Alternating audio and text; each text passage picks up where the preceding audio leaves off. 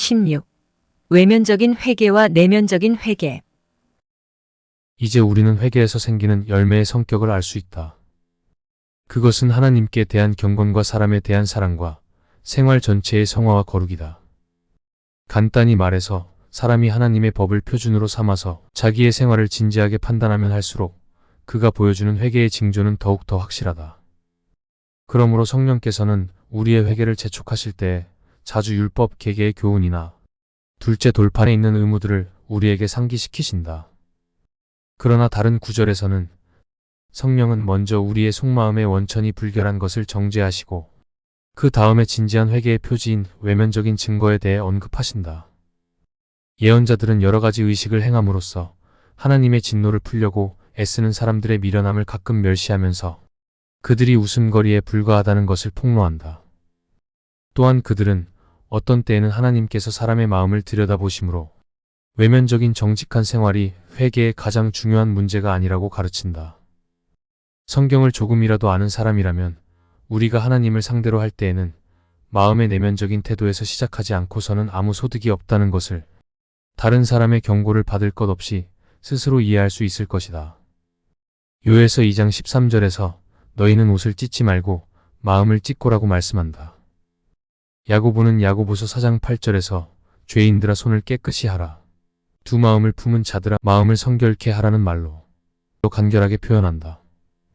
곧 사람이 마음속에 하나님의 제단을 쌓으려면 은밀한 더러움을 씻어버려야 한다는 것이다.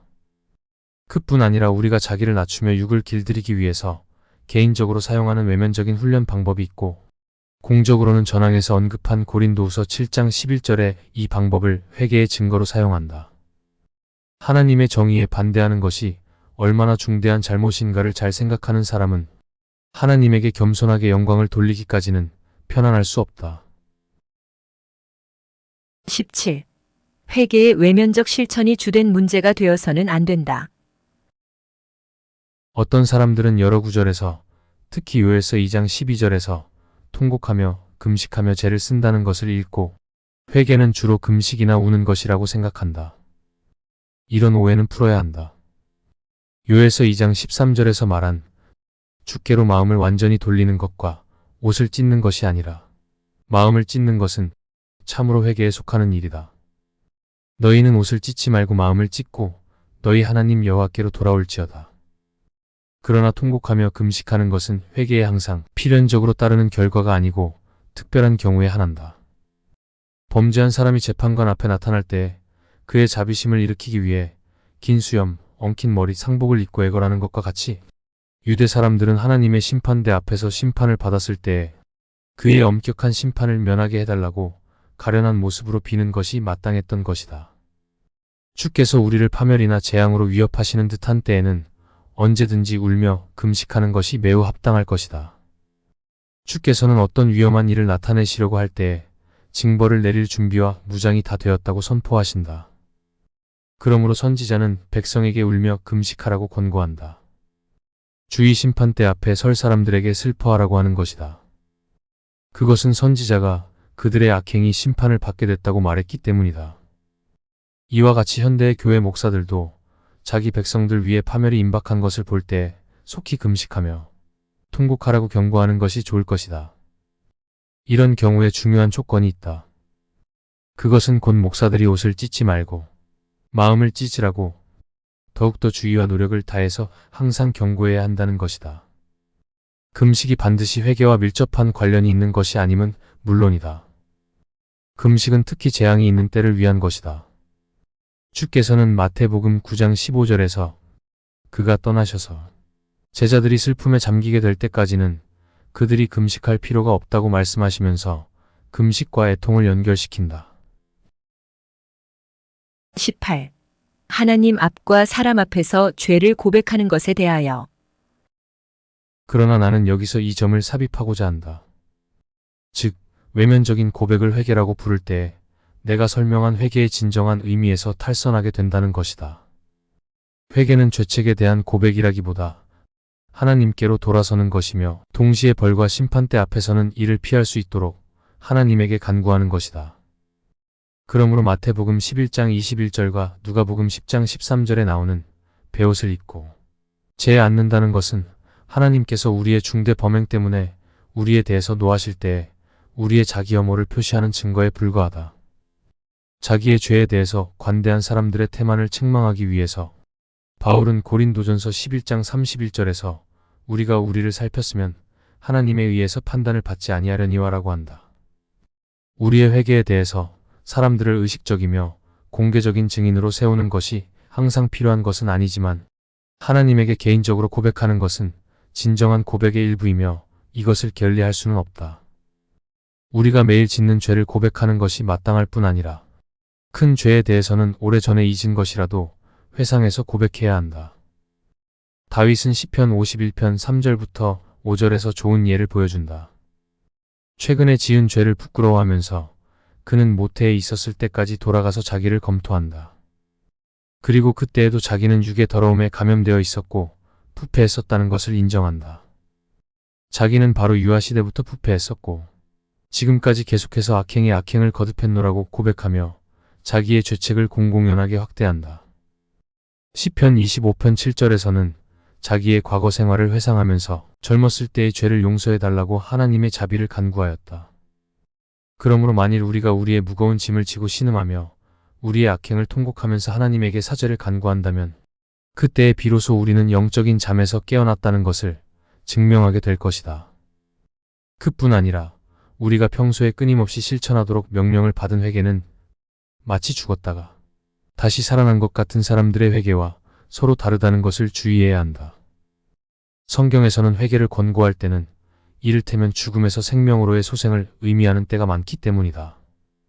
한 백성이 회개했다고 할 때에 그들은 우상 숭배와 그 밖의 중대한 죄악에서 돌아섰다는 뜻이다. 그러므로 바울은 고린도후서 12장 21절에서 더러움과 음란함과 호색함을 회개치 아니하는 죄인들 때문에 슬퍼 울리라고 선언한다. 이 구별에 주의하지 않는다면 회개하라는 호소를 받는 사람이 적다는 말을 들을 때에 우리가 부주의하게 될 염려가 있다. 곧 육을 죽이는 일이 우리와는 관계가 없다는 오해를 할 수 있다. 그러나 비열한 욕망은 항상 우리를 괴롭히며 악습은 자꾸만 싹이 틈으로 우리는 육을 죽이는 데 대한 관심을 늦출 수 없다. 그러므로 마귀가 하나님을 두려워하는 자리에서 떼내어 죽음의 올가미에 걸어놓은 사람들에 대해서만 요구되는 특별한 회개가 있다고 해서 일상적인 회개가 없어지는 것이 아니다. 우리의 본성은 부패했기 때문에 우리는 평생을 두고 이런 회개에 계속해서 유의하지 않을 수 없다. 참고 과목 주석. 회개는 실천적인 면에서 볼 때 크게 두 가지로 나뉠 수 있을 것이다. 하나는 근본적인 회개이고 다른 하나는 일상의 회개라 할 수 있다. 요한복음 13장 10절에서 예수님은 이미 목욕한 자는 발밖에 씻을 필요가 없느니라. 온 몸이 깨끗하니라. 너희가 깨끗하나 다는 아니니라 라고 말씀하셨다.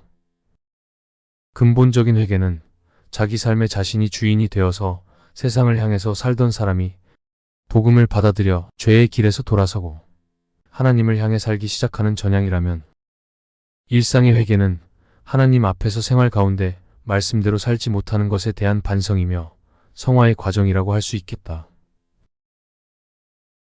19. 회개와 용서는 서로 관련되어 있다. 복음이 회개와 죄의 용서라는 두 제목으로 완전히 표현될 수 있는 것이 사실이라면 또 이것은 분명한 사실이다. 주께서 자기의 백성을 값없이 의롭다 하시는 것은 동시에 자신의 영에 의한 성화를 통해서 그들을 진정한 의에 복구시키려는 것이 아닌가. 세례 요한은 마태복음 3장 2절과 4장 17절에서 회개하라 천국이 가까웠느니라 라고 선포하였다.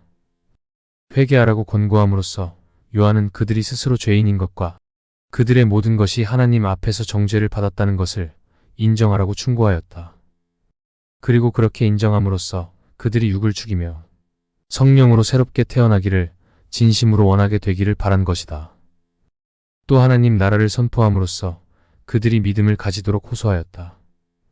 그가 하나님 나라가 가까이 왔다고 선포했을 때 하나님 나라란 것은 죄의 용서와 구원과 생명과 그 밖에 우리가 그리스도 안에서 얻는 모든 것을 의미하였다.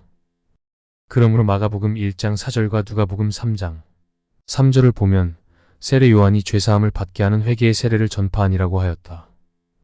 이것은 죄의 짐에 눌려 지친 그들로 하여금 주께로 돌아서며 용서와 구원에 대한 소망을 품으라고 한 것이 아니고 무엇인가? 마가복음 1장 15절에서 그리스도께서도 오셔서 때가 찼고 하나님 나라가 가까웠으니 회개하고 복음을 믿으라 라고 전파하셨다. 우선 그는 자신에게서 하나님의 자비의 보고가 열렸다고 선언하셨다. 다음에 회개를 요구하신다. 그리고 마지막으로 하나님의 약속을 믿으라고 하신다. 그러므로 복음 전체를 간략하게 요약하려고 하셨을 때 자신이 고난을 받고 죽은 자 가운데서 살아날 것과 또 그의 이름으로 죄사함을 얻게 하는 회개가 전파될 것이라고 하셨다. 그리고 그가 부활하신 후에 사도행전 5장 30절과 31절을 보면 사도들은 예수를 하나님이 살리시고 이스라엘로 회개케 하사 죄사함을 얻게 하시려고라고 전파하였다. 복음의 가르침을 통해서 사람들이 자기들의 생각과 성향과 노력은 모두 부패하고 악하다는 말을 들을 때 그리스도의 이름으로 회개가 선포된다. 따라서 사람들은 하늘나라에 들어가려면 거듭나야 된다. 고린도전서 1장 30절에서 사람들이 그리스도께서 그들을 위한 구속과 의와 구원과 생명이 되셨다는 말씀을 들을 때 그리고 그리스도의 이름으로 그들이 하나님 앞에서 값없이 의롭고 무죄한 자로 인정을 받는다는 말을 들을 때 거기서 죄의 용서가 선포된다. 이 두 가지 은혜는 믿음으로 받아들이는 것이지만 믿음의 바른 대상은 하나님의 자비이며 이 자비에 의해서 죄가 용서되는 것이므로 믿음과 회개는 매우 조심스럽게 구별하는 것이 유익하다. 20. 어떤 의미에서 회개는 용서의 선행 조건인가? 죄에 대한 증오심이 회개의 시초이며 그리스도를 아는 지식에 우리를 처음으로 접근하게 만든다. 이사야 61장 1절부터 3절, 마태복음 11장 5절과 28절, 누가복음 4장 18절을 보면 그리스도께서 자신을 나타내시는 상대자들은 가련하고 고통받는 죄인들 뿐이며 신음하고 수고하며 무거운 짐을 지고 줄이며 목마르고 슬픔과 불행에 시달리는 사람들 뿐이다. 따라서 우리는 그리스도 안에 있으려면 회개를 목표로 노력하며 일생을 통해서 회개에 몸을 바치며 끝까지 회개를 추구해야 한다. 마태복음 9장 13절을 보면 그리스도께서는 모든 죄인을 부르러 오셨으나 부르시는 목적은 회개시키려는 것이었다.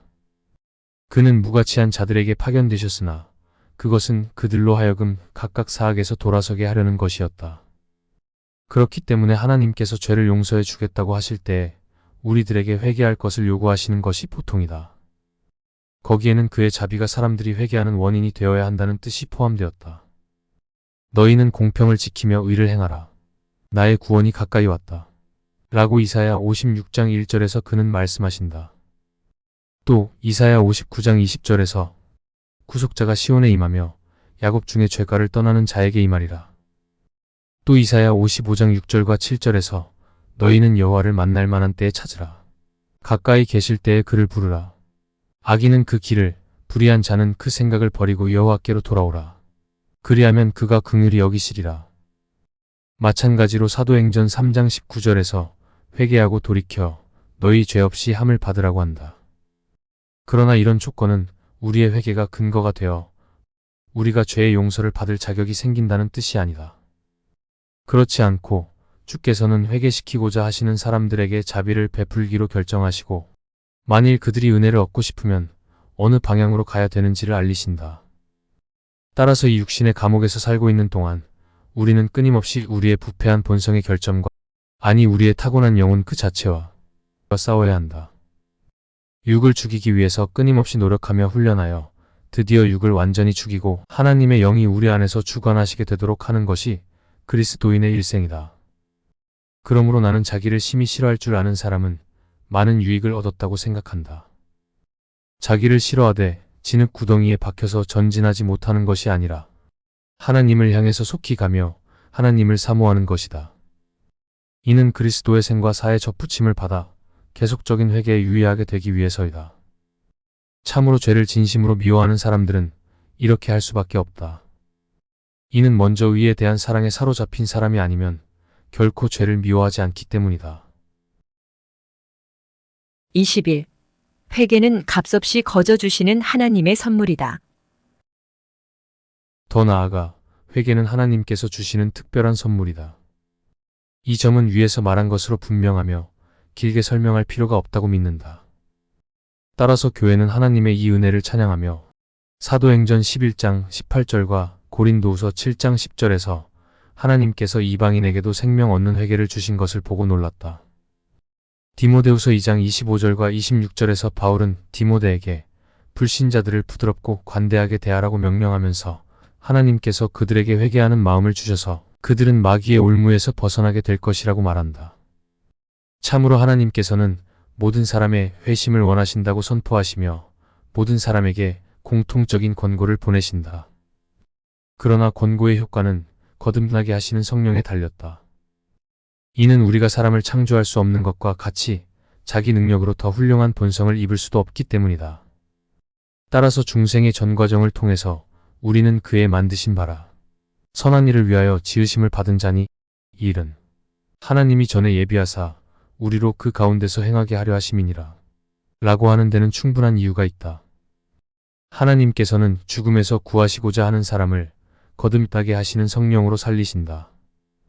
하나님께 대한 두려움이 왕성한 곳에서는 어디서나 사람의 구원을 위해서 성령이 역사하셨다는 것은 확실한 사실이다. 따라서 이사야 63장 17절을 보면 신자들은 자기들이 하나님에게 버림을 받았다고 호소하고 슬퍼하면서 버림을 받았다는 일종의 표지로서 자기들의 마음을 강팍하게 만드신 것을 가리킨다. 배교자들을 구원의 소망에서 제외하려고 한 사도는 히브리서 6장 4절에서 6절까지 그들은 다시 새롭게 하여 회개케 할 수 없나니 라고 그 이유를 제시한다. 분명히 하나님께서는 멸망하는 것을 원하시지 않는 사람에게 아버지 같은 그의 은혜를 보이시며 이를테면 그의 고요하고 깊은 얼굴로 그들을 그에게로 이끄신다. 그러나 불경하여 용서하실 수 없는 자들은 버림을 받은 자들의 마음은 강팍하게 만드시며 그들에 대해서는 진노를 나타내신다. 의식적으로 배교하는 자들에 대해서 히브리서 10장 29절에서 사도는 이런 벌이 있으리라고 위협한다. 이것은 복음에 대한 믿음을 버리며 하나님을 조롱하며 그의 은혜를 멸시하며 그리스도의 피를 모독하며 짓밟으며 참으로 힘을 다해서 그리스도를 다시 십자가에 못 박는 자들이다.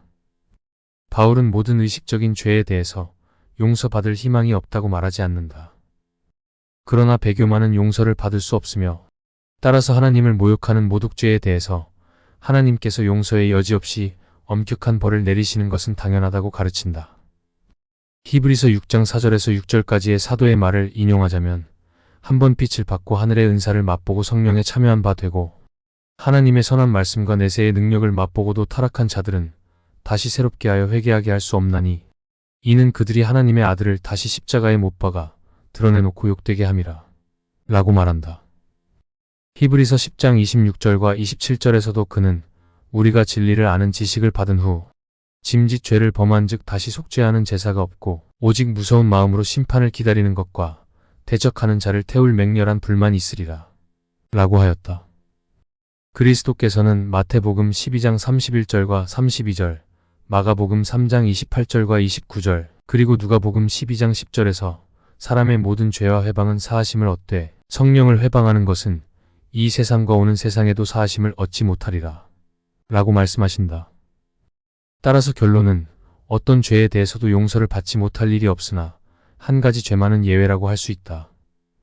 이 죄는 절망적인 관계에서 생기는 것이므로 연약하기 때문이라고 할 수 없으며 그 사람이 마귀에게 사로잡혔다는 것을 분명히 보여준다. 22. 용서할 수 없는 죄. 그러나 이 점을 해결하기 위해서 우리는 마땅히 결코 용서를 받지 못할 이 가증한 죄의 성격을 규명해야 한다. 어거스틴은 이 죄를 정의하기를 용서를 믿지 않고 죽을 때까지 계속 고집을 부리는 것이라고 한다. 그러나 이런 정의는 마태복음 12장 31절과 32절에서 그리스도께서 이 죄는 이 세상에서 용서를 받지 못한다고 하신 말씀과 일치하지 않는다. 왜냐하면 이 말씀이 헛된 것이거나 용서받을 수 없는 죄가 이 세상에서 범할 수 있거나 두 가지 중에 하나이기 때문이다.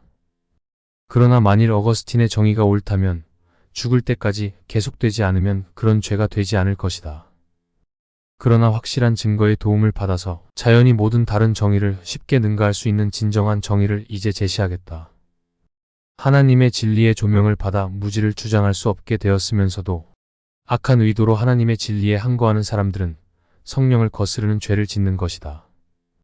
이런 항거만이 그들의 죄가 된다. 왜냐하면 그리스도께서 마태복음 12장 32절과 누가복음 12장 10절, 마가복음 3장 29절에서 자신이 하신 말씀에 대한 설명으로서 말로 인자를 거역하면 사하심을 얻되 누구든지 말로 성령을 거역하면 사하심을 얻지 못하리라 라고 즉시 부언하셨기 때문이다. 그러나 하나님의 아들에 대해서 비난을 던지면서 어떻게 동시에 성령을 비난하게 되지 않을 수 있을까? 하나님의 진리를 모르고 무의식적으로 공격하는 사람들은 그렇지 않을 것이다. 무지에서 그리스도를 저주하는 사람들, 그러나 하나님의 진리가 계시되기만 하면 그 진리를 소멸시키려는 의식적인 의도는 없는 사람들, 그가 여호와의 기름 부으심을 받은 자임을 알고 그에 대해서 한마디라도 중상하는 말을 하지 않을 사람들, 즉 이런 사람들은 그렇지 않을 것이다. 이런 사람들은 아버지와 아들에 대해서 죄를 짓는다. 복음의 가르침을 극악한 말로 저주하는 사람들이 지금도 많다. 그러나 이 사람들은 그것이 복음에서 온 것인 줄 안다면 기꺼이 진심으로 공경할 것이다. 그러나 어떤 사람들은 자기들이 논박하며 반대하는 것이 하나님의 말씀인 줄을 확신하면서도 그 양심이 여전히 반대를 계속한다. 이런 사람들은 성령의 사역인 조명에 반항하기 때문에 이러한 것은 성령을 거슬려 회방하는 것이라고 한다. 어떤 유대인들 중에 그런 자들이 있었는데 스데반을 통해서 말씀하시는 성령에 대적할 수 없었음에도 불구하고 여전히 대항하였다. 그들 가운데는 율법에 대한 열성으로 부득이 그런 행동을 취한 사람이 있었던 것은 확실하다. 그러나 사악하고 불결한 생각으로 하나님 자신에 대항해서 미친 듯이 날뛰는 자들도 있는 것 같다. 이런 자들은 하나님에게서 온 교훈인 줄을 알면서도 그 교훈에 항거한다. 주께서 책망하신 바리새파 사람들도 그런 자들이었다. 마태복음 9장 34절과 12장 24절을 보면 그들은 성령의 능력을 약화시키기 위해 바알세불이라는 이름으로 그를 중상하였다. 그러므로 이것이 회방의 영이다. 즉 인간이 대담해져 하나님의 이름을 의식적으로 비난한 것이다.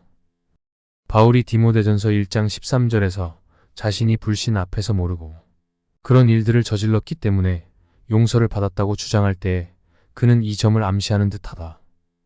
만일 그렇지 않았다면 그는 주의 은혜를 받지 못했을 것이다. 무지와 불신앙이 합해서 바울이 용서를 얻게 했다면 지식과 불신앙이 합한 경우에는 용서를 받을 여지가 없다는 추론이 나온다. 23. 두 번째 회개는 있을 수 없다는 것은 무슨 뜻인가? 자세히 주의해보면 사도가 말하는 것은 한두 번 하는 타락이 아니고 버림받은 자가 구원을 버리는 그 보편적인 반역임을 이해할 것이다. 그러므로 요한이 요한일서 2장 19절에서 선택받은 자들 사이에서 나가기는 했으나 선택받은 자들에게 속하지 않았다고 한 사람들에 대해서 하나님께서 결코 화해하시지 않는 것은 당연하다. 요한이 여기서 반대하는 사람들은 일단 그리스도교에서 떠났으면서도 다시 돌아올 수 있다고 믿는 사람들이다. 그리스도와의 친교를 의식적으로 또 고의로 배척한 자들에 대해서는 다시 돌아오는 것을 허락하지 않는다는 것이다. 배척한다는 뜻은 방탕, 무절제한 생활로 단순히 주의 말씀을 어긴다는 것이 아니고 주의 가르침 전체를 고의로 또 의식적으로 배척한다는 것이다. 여기서 말하는 것은 어떤 특수한 실수가 아니라 하나님을 등지고 완전히 돌아서는 것, 이를테면 전인이 배교하는 것을 의미한다. 그러므로 히브리서 6장 4절과 5절에서 사도가 한번 비침을 얻고 하늘의 은사를 맛보고 성령에 참여한 바 되고 그리고 하나님의 선한 말씀과 내세의 능력을 맛본 후에 타락한 자들에 대해서 말할 때 그것은 성령의 조명을 의식적인 불경건으로 없애고 하늘의 은사의 맛을 뱉어버리는 자들은 성령에 의한 성화에서 스스로 단절하며 하나님의 말씀과 내세의 능력을 유린하리라는 뜻으로 해석해야 한다. 고의적이며 계획적인 불경건이란 뜻을 더 잘 표현하기 위해서 사도는 히브리서 10장 26절에서 고의로라는 말을 첨가한다. 진리에 대한 지식을 얻은 후에 의식적으로 죄를 짓는 자들을 위해서는 속죄의 제사가 다시 없을 것이라고 사도가 말하는 것은 그리스도께서 성도들의 죄를 위한 계속적인 속죄의 제물이심을 부정하는 것이 아니다. 이 서신의 거의 전체가 그리스도의 제사장직을 설명하면서 이 점을 선포한다. 그러나 그리스도의 희생을 거부하면 다른 희생은 없다고 사도는 말한다. 그뿐 아니라 복음의 진리를 명백하게 부정할 때 사람은 그리스도의 희생을 거부한다. 24. 용서받을 수 없는 자들은 회개할 수 없는 사람들이다.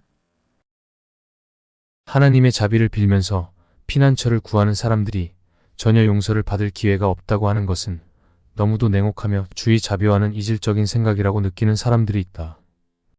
이에 대해서 대답하는 것은 어렵지 않다. 히브리서 기자는 주께로 돌아가는 사람에 대해서 용서를 거부한다고 말하는 것이 아니다. 반면 그들이 하나님의 은혜를 잊었기 때문에 하나님의 정당한 심판으로 영원히 눈이 어두웠고 그 결과로 회개할 능력이 없다고 주장한다. 에서의 경우에도 이 점에 반대되는 것은 조금도 없다. 사도는 히브리서 12장 16절과 17절에서 에서의 예를 이 점에 적용하여 에서가 잃어버린 상속권을 회복하려고 눈물과 통곡으로 구했으나 헛수고였다고 말한다. 이것은 예언자가 한 경고에 버금가는 진리이다. 스가랴 7장 13절에는 그들이 불러도 내가 듣지 아니하리라고 한다. 이런 말들은 진정한 회심이나 하나님께 대한 호소가 있었다는 뜻이 아니라 불경건한 사람들이 궁지에 빠졌을 때 느끼는 불안을 표시할 뿐이다. 그들이 전에 태연하게 무시하던 일, 곧 그들의 모든 행복은 주의 도움에 달렸다는 사실을 궁지에 빠진 다음에야 불안한 마음으로 생각하지 않을 수 없게 된 것이다. 그러나 그들은 주의 도움이 그들에게서 떠난 것을 괴로워하는 것이지 도움을 간구하는 것이 아니다. 예언자의 부른다는 말과 사도의 눈물이란 말은 절망 상태에 빠진 악인들을 괴롭히는 저 무서운 고통을 의미할 뿐이다. 여기에 깊이 유의해야 할 사실이 있다. 만일 그렇지 않다면 에스겔 18장 21절과 22절에서 악인이 회개하기만 하면 곧 자비를 베푸시겠다고 예언자를 통해서 선포하신 하나님께 자기 분열이 생기는 결과가 초래될 것이다. 이미 말한 바와 같이 하나님께서 먼저 은혜를 베풀지 않으시면 사람의 마음은 개선되지 않는다는 것은 확실하다. 또 구하는 자들에게 주신 약속은 결코 속이지 않을 것이다. 그러나 버림받은 자들이 재난을 당해서 그 해결점을 찾기 위해서 하나님을 찾아야 되겠다고 깨달으면서도 하나님께서 가까이 오시면 여전히 도망하여 마음이 산란하고 맹목적으로 고통스러워하는 것을 회심이니 기도니 하고 부르는 것은 합당하지 않다. 25. 가짜 회개와 진짜 회개. 그러나 문제가 있다. 사도는 가짜 회개는 하나님을 기쁘시게 할 수 없다고 하는데 어떻게 아합이 용서를 받고 그에게 내리게 되어 있었던 벌을 피할 수 있었는가 하는 것이다. 열왕기상 21장 28절과 29절에서 그의 만년의 행동을 보면 그가 다만 갑작스런 공포심에서 떨었던 것이 분명하기 때문이다. 그는 굵은 배를 몸에 두르고 재를 쓰고 땅에 누웠으며 그에 대한 증거로 보면 하나님 앞에 자기를 낮춘 것이 사실이다. 그러나 그의 마음이 여전히 완고하고 악의를 품고 있었던 이상 옷을 찢었다는 것은 별 의미가 없다. 그럼에도 불구하고 하나님께서는 자비를 베푸셨다. 나의 대답은 이것이다. 위선자들은 이와 같이 얼마 동안 용서를 받기도 하지만 하나님의 진노는 항상 그들 위에 머물러 있다. 이것은 그들을 위해서가 아니라 모든 사람에게 하나의 경계로 삼기 위한 것이다. 아합에 대한 벌은 경감되었으나 그것은 단지 그가 살아있는 동안에 느끼지 않았다는 것뿐이지 그에게 어떤 유익이 되었겠는가. 그러므로 하나님의 저주는 비록 은밀했으나 그의 집에 머물렀고 그는 영원히 멸망하고 말았다. 에서에게도 같은 현상을 볼 수 있다. 그는 거절을 당했으나 그의 눈물로 인하여 현세의 축복은 허락되었다. 그러나 하나님의 말씀에서 오는 영적 상속은 두 형제 중에 한 사람만이 가질 수 있는 것이었기 때문에 에서가 무시되고 야곱이 선택됐을 때 에서는 하나님의 자비에서 제외되었다. 그러나 창세기 27장 28절을 보면 그에게 동물적인 인간으로서의 위안은 남아있었다. 즉, 땅의 기름짐과 하늘의 이슬로 기름지게 되리라는 것이었다. 내가 방금 말한 것을 다른 사람들에게 보이는 경계로 삼아서 우리는 진지한 회개를 하도록 더욱 마음을 다하여 노력해야 한다. 왜냐하면 진실하게 또 충심으로 회심하는 사람들이 기꺼이 용서하시는 하나님을 발견하게 될 것은 의심의 여지가 없기 때문이다. 하나님의 인자하심은 그들이 통회의 모습을 드러내는 한 무가치한 자들에게조차 확장되기 때문이다. 지금도 강팩한 자들은 부끄러워할 줄 모르는 얼굴과 완고한 마음으로 하나님의 경고를 멸시하며 무시하는 것을 하나의 재미로 삼고 있다. 이와 같이 하나님께서는 시편 78편 36절과 37절에서 이스라엘 자손들의 울음이 거짓이며 마음이 부정직한 것을 아시면서도 자주 손을 내밀어 그들의 재난을 완화하셨다. 그들이 곧 자기의 본성으로 돌아갔다는 것은 시편 78편 57절에서 하나님께서 한탄하신 바와 같다. 이와 같이 지극히 인자한 처사를 통해서 하나님은 그들을 진지한 회심으로 인도하려 하셨고 또한 그들을 변명할 여지가 없게 만들려고 하셨다. 그렇지만 하나님은 일시 징벌을 중지하심으로써 항구적인 법으로 자신을 속박하시는 것이 아니고 때때로 위선자들에 대해서 더욱 엄격한 태도를 취하시며 벌을 배가하셔서 그들의 거짓을 불쾌하게 생각하심을 알리신다. 그러나 이미 말한 바와 같이 하나님께서는 언제든지 용서하신다는 선례를 보이셔서 경건한 사람들이 생활을 고칠 용기를 얻게 하시고 완고하게 이끄심에 저항하는 자들의 교만을 더욱 엄하게 정죄하신다.